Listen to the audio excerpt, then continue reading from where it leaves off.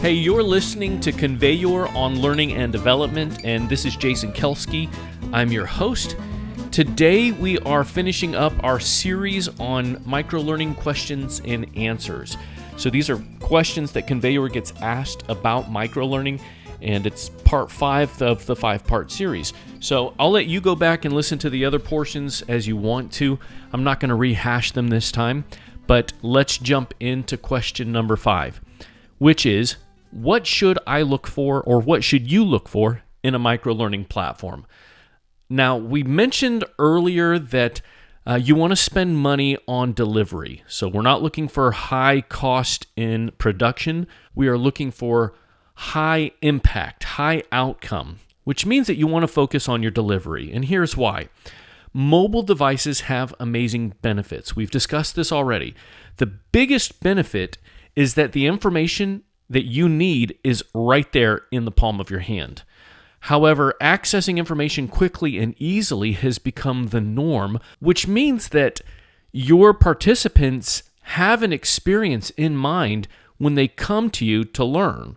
So think about how often you use Google or YouTube to quickly find some answer that you're looking for. Do you see the problem? If you ask people to access your information on personal devices, that includes computers, you're competing for their attention. You need an easy-to-use delivery system that pushes your material to your learners at the right time. But you also need a system that can act like a library for quick reference. So a microlearning platform can help here because they're made to match the intuitive functions of online experiences. Microlearning platforms are also helpful because they house all of your content. That's videos, audio, blog and articles, infographics, and quizzes and tests. So when you search for a platform, be sure that it can embed videos from third-party sites like YouTube and Vimeo, but also be sure that you can embed podcasts, websites, and blogs. Also, look for a platform that allows you to assess and motivate your learners. You're not only going to want to create quizzes, that's kind of the standard, but you're also going to want to measure each engagement. This will give you the ability to reward your participants, which is a huge motivator for them. And then finally, I'm going to talk briefly about 2 places where ConveYour stands apart. And I'll try to keep this brief. But first of all, microlearning platforms are often used to email content to people. The problem with this is that there's a very low open rate. It's around 20% according to HubSpot. There's a link in the description of this podcast where you can go read that article. Now, according to Adobe, however, texts have obviously a 98% open rate. 90% of texts are actually even opened within the first 3 seconds of reception. This link is also going to be in the description of this video. Now with ConveYour, texting is fully integrated with our service, and it's also affordable. That's one way that we stand apart. Second, many learning platforms require software or app downloads. Employees usually aren't excited about putting work-related content on their personal devices. However, ConveYour isn't an app. It's a dynamic web-based platform that works with every browser. This means that there's virtually no change between a desktop, a tablet, or a phone, with the exception of the screen size. So anyway, that's enough with the sales pitch. Let's move on. For now, what I want you to remember is that along with ease of use, analytics, and motivation, you also need to deliver your material in ways that your learners are accustomed to already.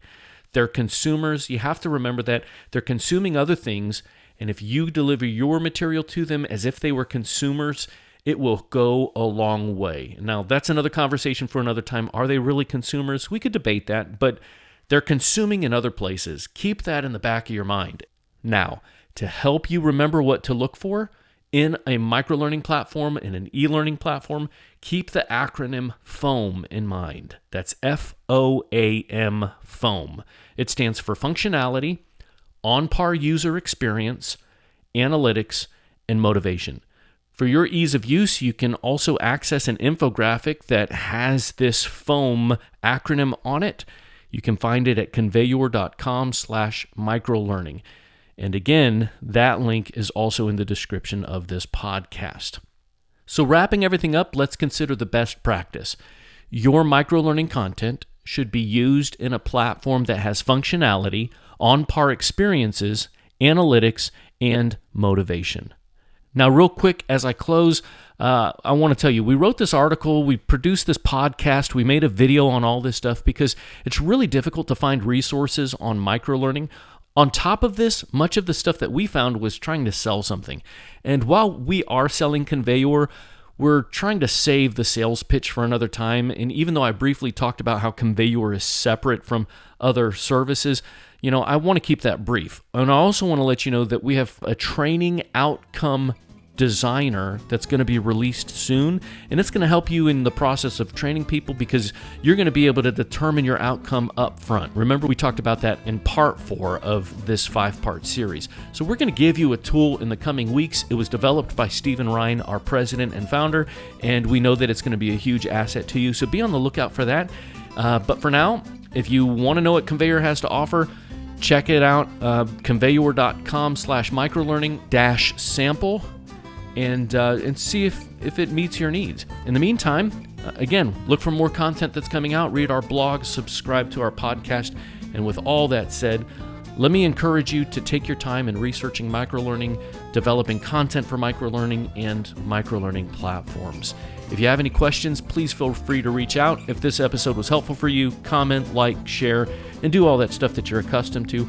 Or don't. We're going to keep giving you guys quality material, whether you like it, whether you don't, whether you comment, or whether you don't. So, all that being said, until next time, happy training.